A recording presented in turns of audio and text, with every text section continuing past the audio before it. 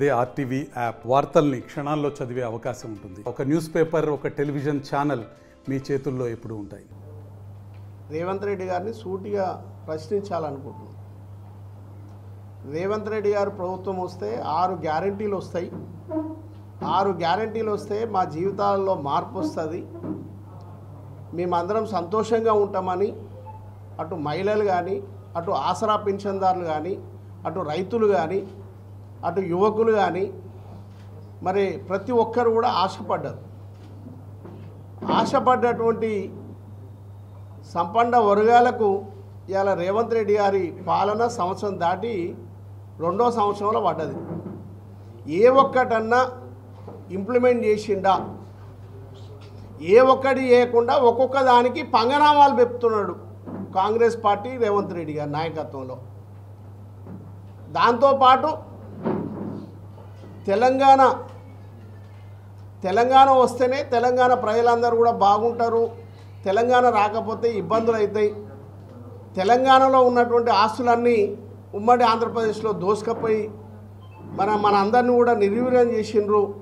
మరి అలాంటి పరిస్థితి ఉండొద్దంటే తెలంగాణ రావాలని మరి చావు అంచుల్లోకి పోయి తెలంగాణ తెచ్చినటువంటి గొప్ప నాయకుడు మన కల్వకుంట్ల చంద్రశేఖరరావు గారు.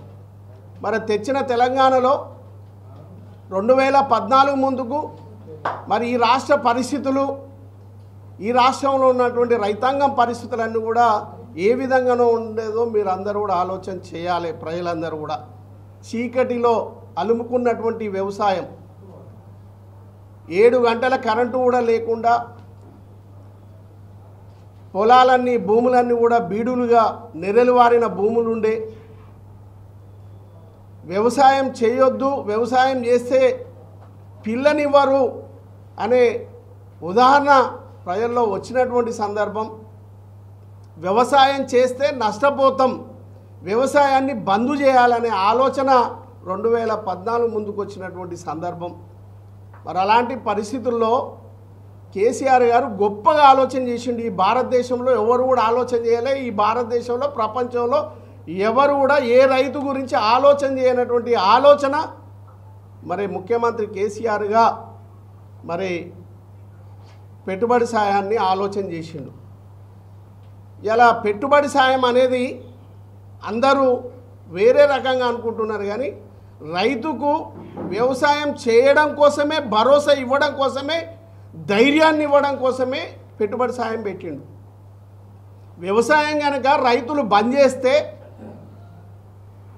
మరి రేపటి పరిస్థితుల్లో శ్రీలంకలో లేకపోతే ఇంకో దగ్గర బ్రెడ్ ప్యాకెట్ లక్షలలో కొనుక్కున్నట్టు, వేలలో కొనుక్కున్నట్టు మరి ఆ పరిస్థితి ఈ తెలంగాణలో రావద్దు అని ఆలోచన చేసి వ్యవసాయం బంద్ చేయొద్దు, వ్యవసాయం చేస్తే చెయ్యాలి అనే ధైర్యం ఇవ్వడం కోసమే పెట్టుబడి సాయం ఇచ్చి మరి ఆ 10 సంవత్సరాలలో దగ్గర 12 విడతలుగా మరి రైతు ఖాతాలలో దగ్గర 70 లక్షల మంది రైతు కుటుంబాలకు దగ్గర 80,000 కోట్ల రూపాయలు రైతు అకౌంట్లలో వేసి ధైర్యాన్ని ఇచ్చి రైతులందరూ కూడా సంతోషంగా ముందుకు పోయేదానికి, ఆనందంగా ఉండడానికి,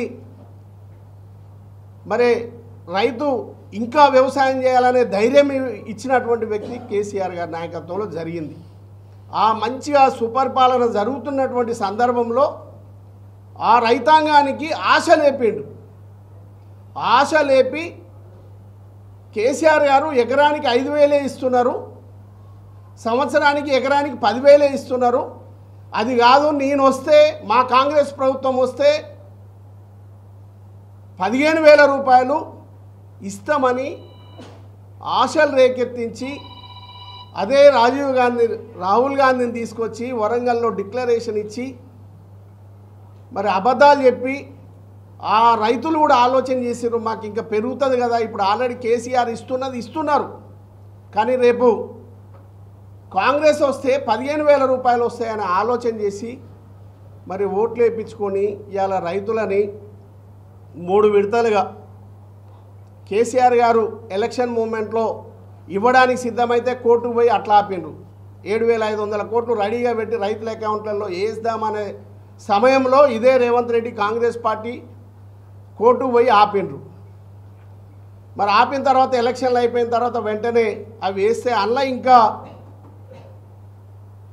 దగ్గర ఇంకా 2500 నుంచి 3000 కోట్ల రూపాయలు వాళ్ళ కాంట్రాక్టర్లకు మరి డబ్బులు ఇచ్చుకున్నటువంటి సందర్భం. ఆ తర్వాత 2 విడతలుగా ఏవైతున్నాయో వానాకాలం కానీ ఎండాకాలం కానీ అన్నీ కూడా దగ్గర ఒక్కొక్క రైతుకు ఒక ఎకరానికి 15,000 రూపాయలు ఇవ్వాల్సినటువంటి దాన్ని ఎట్లా ఎగగొట్టాలి, ఎట్లా కేసీఆర్ గారు ఇచ్చినటువంటి పెట్టుబడి సాయాన్ని తప్పుకోవాలనే ఆలోచనతో ఇలా రేవంత్ రెడ్డి గారి ప్రభుత్వం, కాంగ్రెస్ ప్రభుత్వం అన్ని జిమ్ముక్కులు వేస్తున్నటువంటి సందర్భాన్ని ఇవాళ రైతాంగం అంతా కూడా గమనించాల్సినటువంటి అవసరం ఉంది.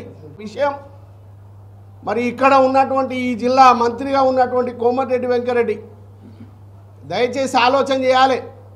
గతంలో ఆయన మాట్లాడినటువంటి క్లిప్లింగ్లు కూడా ఉన్నాయి. ఒరేయ్ కేటీఆర్ 4,000 రూపాయలు ఇస్తాం, ఆసరా పెన్షన్ 4,000, 2,000 కాదు 4,000 రూపాయలు ఇస్తామన్నావు.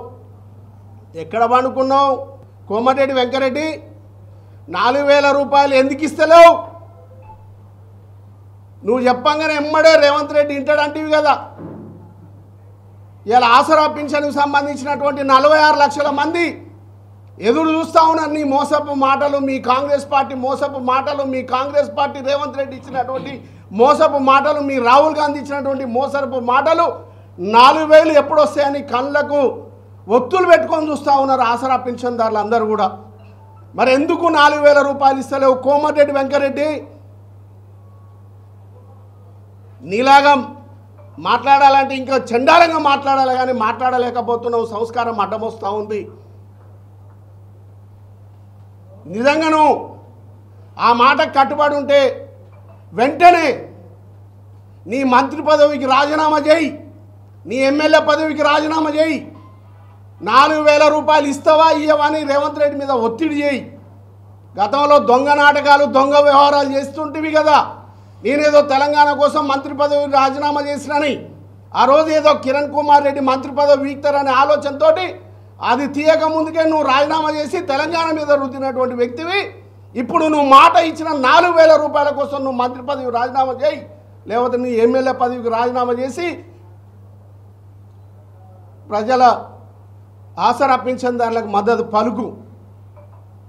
ఇట్లాంటి మాటలు మాట్లాడుతూ, మోసపు మాటలు మాట్లాడుతూ, నోటికి వచ్చినట్టు మాట్లాడుతూ గతంలో నల్గొండ జిల్లాని అన్ని విధాలు అభివృద్ధి చేసినటువంటి నాయకత్వం, ఈ నల్గొండ జిల్లా ఉమ్మడి జిల్లాని అన్ని విధాలు అభివృద్ధి చేసినటువంటి జగదీశ్వర్ రెడ్డి గారి నాయకత్వంలో ముందుకు పోతే జగదీశ్వర్ రెడ్డి గారిని మాటలు మాట్లాడతావు,